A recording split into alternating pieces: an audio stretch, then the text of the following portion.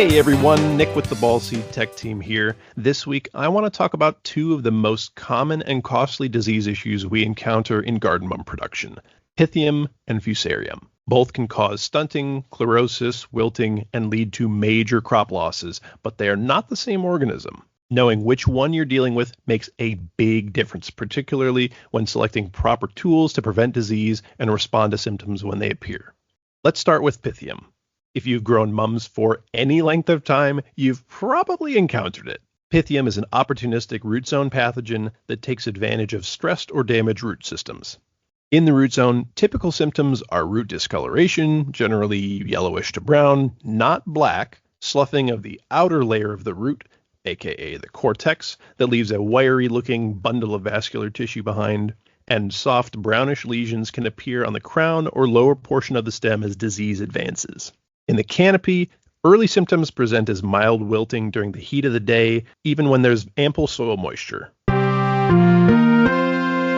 This episode of Tech on Demand is brought to you by Prospient, delivering world-class greenhouse structures and systems. From innovative design and architecture to site development and project budgeting, the Prospient team provides the expertise to bring your vision to life. With local manufacturing across the US and Canada, Prospient offers the scale and supply chain reliability you can trust, making them one of North America's largest manufacturers of commercial greenhouses. Prospient, leaders in greenhouse design, manufacture, and build.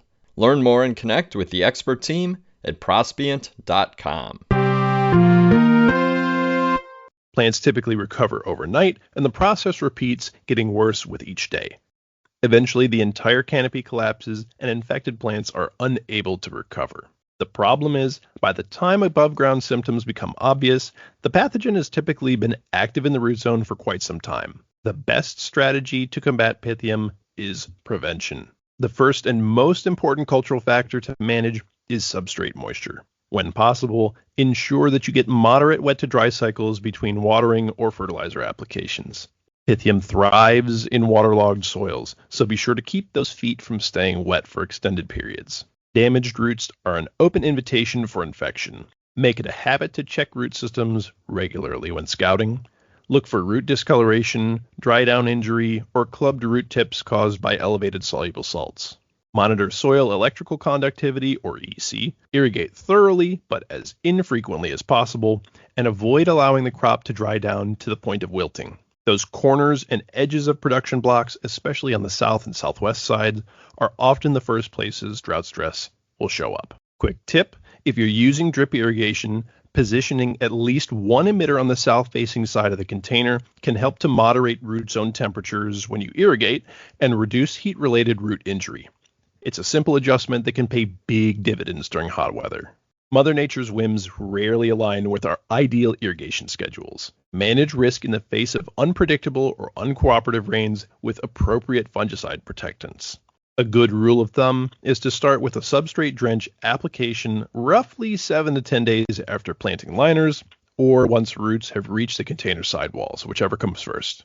From there, make follow-up applications according to label instructions so the protection remains in place throughout the crop cycle. If you're growing outdoors and dealing with frequent rainfalls, you may need to tighten those reapplication intervals to maintain effective coverage. Be sure to rotate frac groups every time you apply a Pythium preventative to reduce fungicide resistance buildup, and lean on products that contain etradiazole, cyazofamid, or use trichoderma-based biofungicides. Fungicides that contain mefenoxam are okay, but generally struggle to suppress warm-season Pythium species like Pythium aphanidermatum, a frequent flyer in the summertime mum disease airspace. So this active ingredient may not be the best option for the lion's share of the mum season. While biofungicides with active ingredients like trichoderma can play a critical role in Pythium prevention, they work best as preventative tools. Once disease becomes established, traditional fungicides that target Pythium are generally more dependable, particularly in situations where disease pressure is high or the pathogen may already be present in irrigation water. Now let's shift gears and talk about Fusarium. Unlike Pythium, Fusarium usually shows up later in the crop cycle, often starting to pop up in late July through August. Sadly, some of the most severe cases I see are on crops that are approaching their ship date but are too far gone to save. Don't let this become your reality.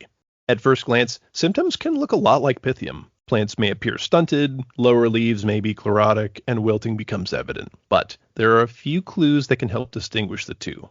One of the biggest indicators is that Fusarium infected plants often wilt while the root system still appears relatively healthy. Some root discoloration occurs in the yellow to brown range as disease progresses, but cortex tissue does not slough off like it does with Pythium. Another clue is that Fusarium frequently affects only part of the plant at first. Even with one plant per pot, you might notice one section wilting while the rest of the canopy still looks normal. In contrast, the entire canopy of Pythium-infected plants will typically start to wilt synchronously. Take a close look at the stem near the soil line as well. Fusarium commonly produces reddish-brown stem lesions near the soil line, and under favorable conditions, high moisture and warm temps, you may even see pinkish or white fungal growth around the infection site. These visual cues can be very helpful when diagnosing the issue. Fusarium is much harder to control with fungicides compared to Pythium, so management starts with excellent sanitation. Because the pathogen survives in soil and plant debris, begin with a clean and sanitized growing area, new containers, and fresh growing media from a reputable supplier. Then, focus on minimizing plant stress throughout production. Avoid severe dry down events, mineral nutrient deficiencies, and temperature extremes whenever possible. Irrigation management matters. Fusarium spreads readily through splashing water. As such, drip or sub-irrigation systems are preferable to overhead irrigation because they reduce opportunities for spore movement throughout the crop. Finally, have a fungicide strategy in place before canopies mature and high-risk weather hits.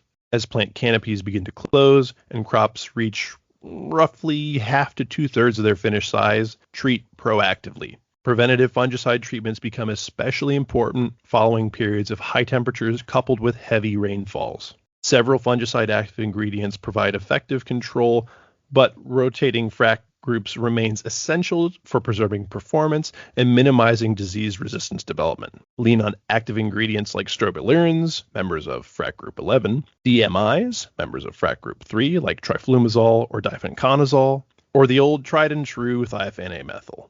So if there's one takeaway from today's tech tip, it's this. Rootzone disease outbreaks in mums don't begin when symptoms appear in the canopy. They begin days or weeks prior when plants become stressed or protection lapses. Whether you're dealing with Pythium or Fusarium, the growers who consistently prevail against these pathogens are the ones who focus on sanitation, prevention, root health, and stress management. Thanks for listening, and as always, if you see something unusual in your mum crop, don't hesitate to reach out. Catching these issues early is almost always easier than trying to rescue a crop after disease has taken hold. Thanks for tuning in, and keep on keeping on with those mums.